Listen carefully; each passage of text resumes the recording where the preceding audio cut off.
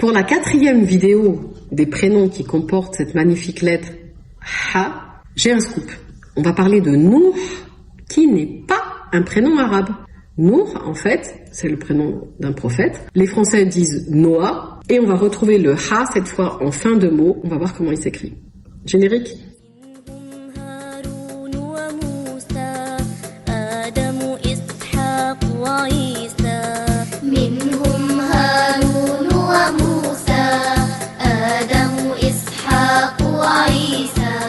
وحبيبي أبو الزهراء وحبيبي أبو الزهراء.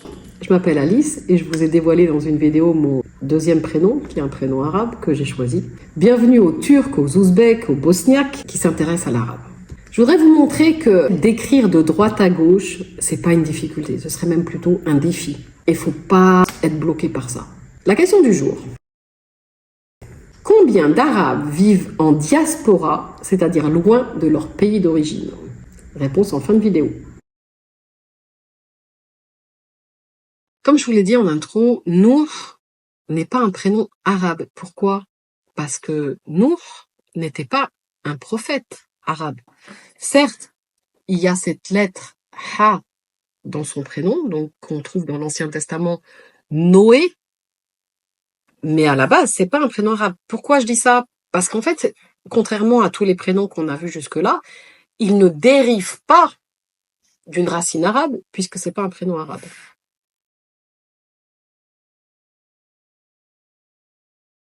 Et maintenant, on va voir à l'ancienne, en attendant qu'on ait une tablette graphique, comment écrire le prénom Nour. Toujours choisi, c'est le 4e et le dernier sur cette lettre-là, le Ha. Et là, vous êtes surpris peut-être de retrouver notre lettre comme on l'a apprise au début. Elle n'a pas changé, elle a récupéré son gros ventre. On expliquera pourquoi dans le programme Apprendre à lire en 20 heures. Donc vous avez ici le son N. Qu'est-ce qu'on entend entre le N et le Nour? On entend un OU long. On a dit ça, que toutes les voyelles en arabe peuvent être allongées, comme on a vu dans la vidéo 3, Fatih. C'est cette lettre-là qui veut dire OU long. Ça, c'est un OU long.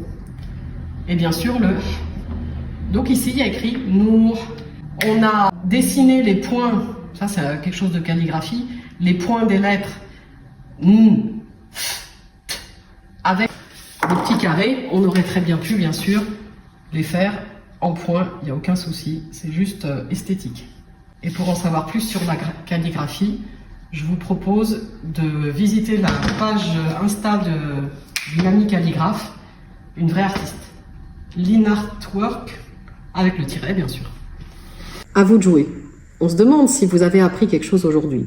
Surtout, si c'est le cas, dites-le nous en commentaire, ça nous encouragera. Maintenant la réponse à notre question d'intro. Il y a quand même 40 millions d'arabophones, donc d'arabes, qui ne vivent pas dans leur pays d'origine. D'où les arabes francophones, anglophones, etc. Ce qui représente à peu près 1/8 de la population arabophone. Je vous dis à bientôt. Surtout les Nour, soyez fiers de votre prénom.